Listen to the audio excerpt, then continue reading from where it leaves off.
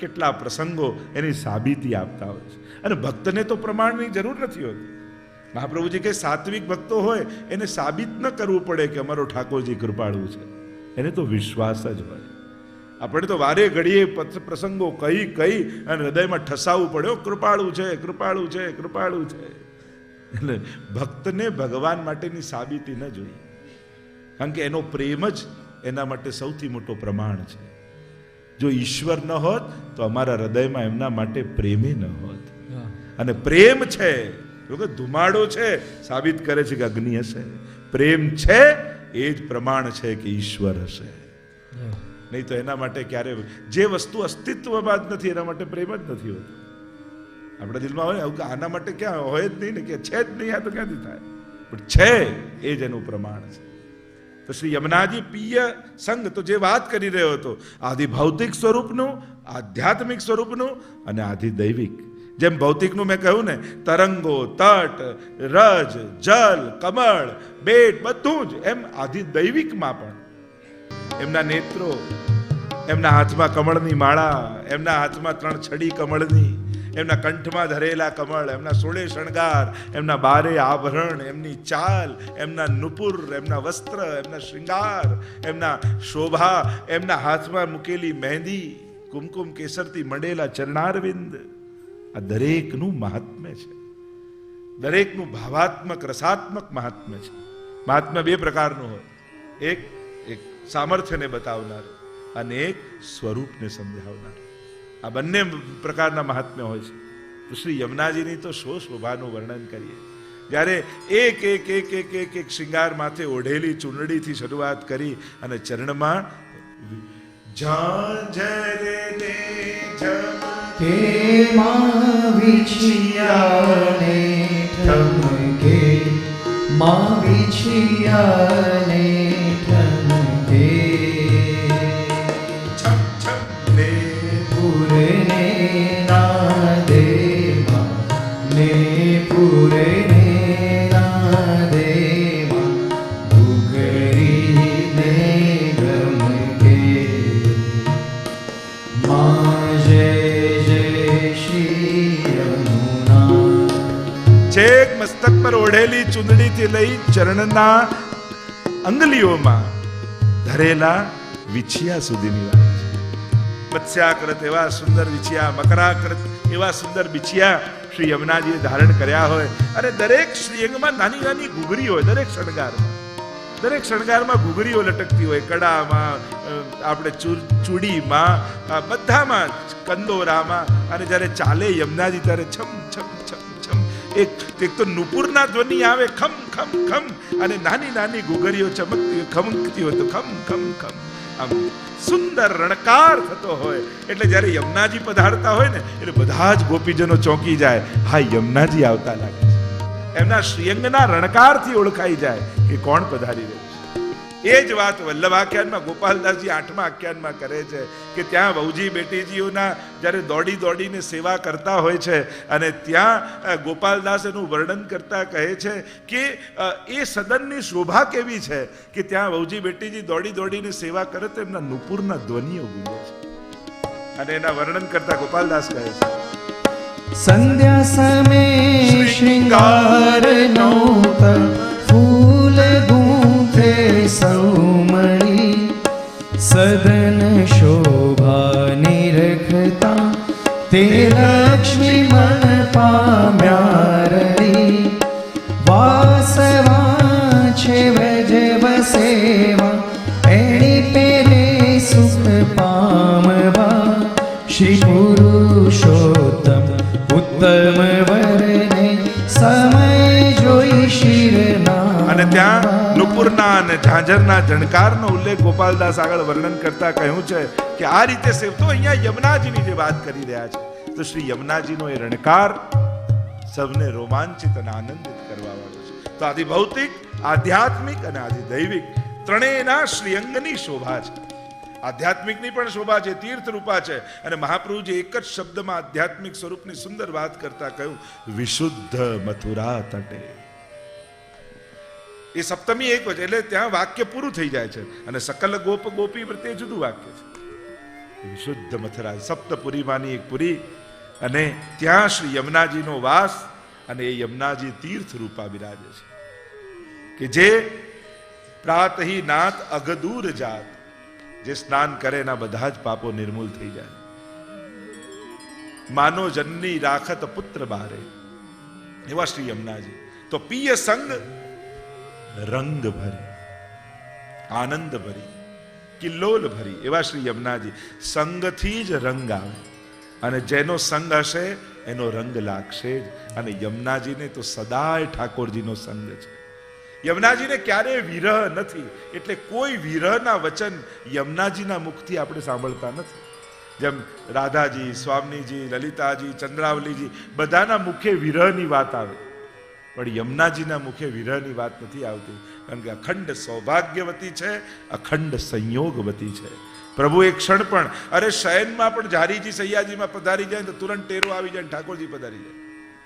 વિપ્રયોગ થતો નથી, અખંડ સંયોગ છે. તો પિય સંગ રંગ ભરી કરી કલ્લોલ, કિલ્લોલ કરતા કરતા. કારણ પ્રભુનો સંગ જેને હોય ને એના જીવનમાં સદાય કિલ્લોલ હોય. સંસારીનો સંગ હશે એના મુખમાં અફસોસ હશે, ફરિયાદો હશે, અને પશ્ચાતાપ હશે. જો ને દરેક જીવના મુખમાં ફરિયાદો, કે ધાર્યું ન થયું, ઈચ્છેલું ન થયું, પેલાએ આમ કર્યું, આણે આમ કર્યું, પેલા, એટલે ફરિયાદો લઈને ફરીએ છીએ આપણે. ચારે બાજુ ફરિયાદો સાથે ફરીએ છીએ. ફરવું કોની સાથે છે? પિય સંગ રંગ, સદા વ્રજનાથ ઇન સંગ ડોલે. ઠાકોરજી સદાય એમની સાથે ડોલે છે. કેમ? કારણ કે યમુનાજી કરતા પણ ઠાકોરજીને યમુનાજીની સાથે રહેવાની લાલસા અધિક છે. કારણ કે યમુનાજીની શોભા કેવી છે? બિલકુલ ઠાકોરજી જેવી. કૃષ્ણામ કૃષ્ણ સમામ કૃષ્ણ રૂપામ કૃષ્ણ રસાત્મિકામ કૃષ્ણ સંબંધકારિણી. ઠાકોરજી અને યમુનાજી અભેદ થઈને હોય. એટલે જ તમે જ્યારે યમુનાજીના પાન કરો છો, અને પાન કરો ત્યારે 3 વસ્તુ તમને પ્રાપ્ત થાય.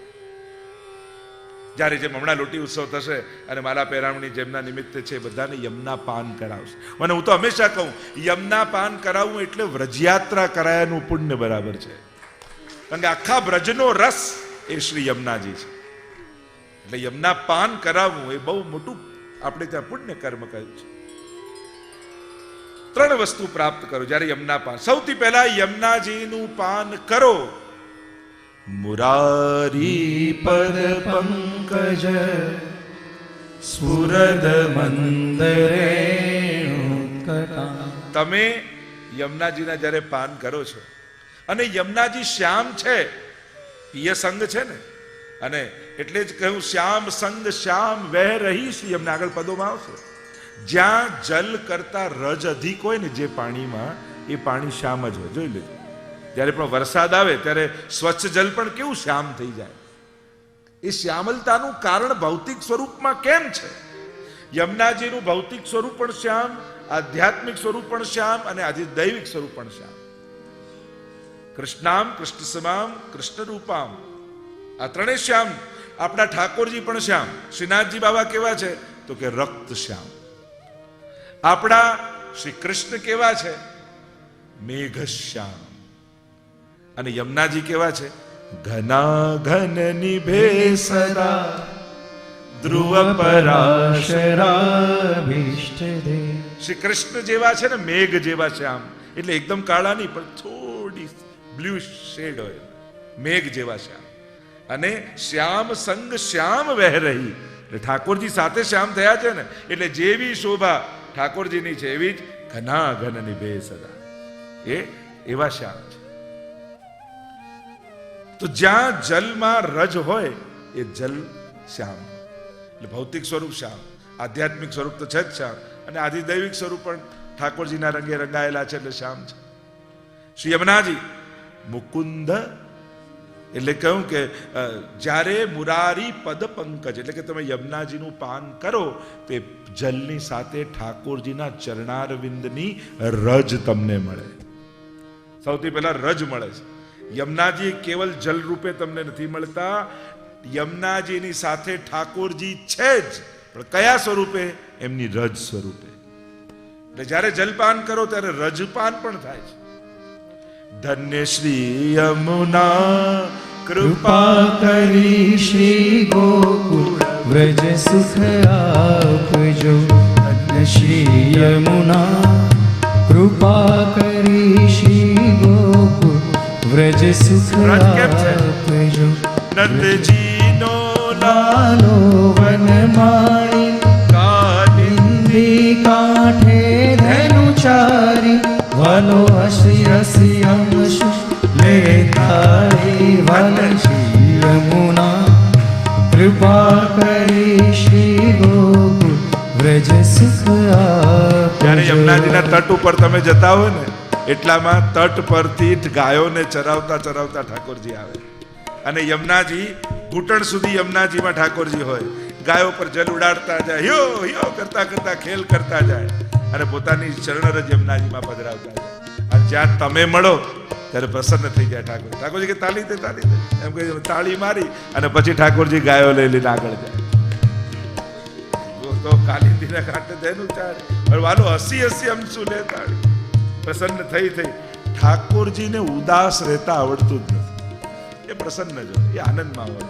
એમ જ જે ઠાકોરજીના હોય ને, એણે પણ ઉદાસ નહીં રહેવું, એણે પ્રસન્ન જ રહેવું. પ્રસન્નતા પ્રસંગ છે ને આપણા માટે, તો આ ઉત્સવ છે. સદાય આનંદમાં વૈષ્ણવ સદા પ્રસન્ન રહે. પ્રભુ પાસે જવાનો પહેલો શણગાર એ મુખમાં સ્મિત છે. હસતા હસતા જો, પ્રસન્ન થઈને જો. તો જે ચર્ચા કરી રહ્યા છે, પિય સંગ સંગ રંગ ભરી. કેવો રંગ છે? શ્યામ રંગ. જો એક શ્વેત રંગ છે, એટલા માટે પહેરવામાં આવે કે એના પર જેટલા રંગ હોય સ્પષ્ટ દેખાય.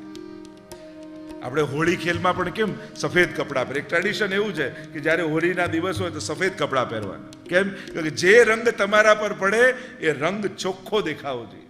એની એ રંગની બ્યુટી, એ રંગનો નિખાર દેખાવો જોઈએ. હવે બીજો કોઈ રંગ તો ઢંકાઈ જાય. અને શ્યામ રંગ એવો છે, ગમે તે રંગ નાખો એ કાળો જ થઈ જાય, એ શ્યામ જ થઈ જાય. તો અમારા ઠાકોરજી એવા છે કે એનો રંગ જ્યારે લાગે છે ત્યારે તો પિય સંગ રંગ ભરી કરી કલ્લોલે.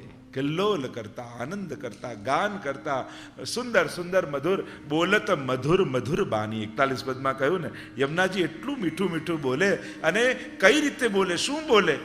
કે જે આ ભૂતલ ઉપર યમુનાષ્ટકનો પાઠ કરતો હોય, યમુનાજીનું આરાધન કરતો હોય, 41 પદનું ગાન કરતો હોય, અને યમુનાજી સાથે ઠાકોરજી વિહાર કરતા હોય ચાલતા યમુનાજીના તટે, અને એ કરતા કરતા ભૂતલ પર જે નામ લેતો હોય ને, એની વાત કાઢે યમુનાજી. વાત કરતા કે ઠાકોરજી, પ્રભુ આપની એ જે ગોપીજન છે ને, એ ભૂતલ પર આ સ્વરૂપે છે, અને એ આપને બહુ યાદ કરે છે. ક્યારેક એના પર કૃપા દ્રષ્ટિ કરજો ને. અને યમુનાજી આ રીતે તમારું નામ ઠાકોરજી આગળ બોલે ને, એ જ સમયે પ્રભુના મનમાં તમારું ચિત્ર ઊભું થાય, અને એ સમયે તમારા મનમાં જે મનોરથ હોય એ બધા જ પૂરા થઈ જાય. અને આ રીતે યમુનાજી તમારા મનોરથ પૂરા કરે છે. યમુનાજી મનોરથ પૂરા કરે એટલે પોતે આવીને કામ એમ નહીં, ઠાકોરજી સન્મુખ એ વૈષ્ણવનું નામ એની સુધી લેવડાવે. સુધી લેવડાવે યમુનાજી એ જીવની. અને જ્યારે ઠાકોરજીને સુધી થાય, जिन्हे ભૂલી જાત પિય तिन्हे સુધી કરી દે. 41 પદ. જો બધા જ પદોની હું એક રેફરન્સ લઈ આખું 41 પદનું સાર કહીશ. તો जिन्हे ભૂલી જાત પિય, ઠાકોરજી જેને ભૂલી ગયા છે. કોને ભૂલી જાય? જે ઠાકોરજીને ભૂલી ગયો, ઠાકોરજી એને ભૂલી જાય. હરિના યે મિનિર મુક્તા તે મગના ભવસાગરે. હરિ 16 ગ્રંથમાં મહાપ્રભુજીએ કહ્યું ને કે જે ભવકૂપમાં ખપાઈ ગયો હોય, સંસાર સિવાય જેને કાંઈ યાદ ના આવતું હોય, ત્યારે માનજો કે ઠાકોરજી એનો હાથ છોડી દીધો છે. કે તારે ડૂબવું જ છે, જા ડૂબ. તારે સંસાર સાગરમાં જ રહેવું છે, જ્યારે એટલે માનજો પ્રભુ એનો હાથ છોડી. તો એવા જીવો જે યમુનાજીનું સ્મરણ કરતા હોય, યમુનાજીને સુધી કરાવે છે.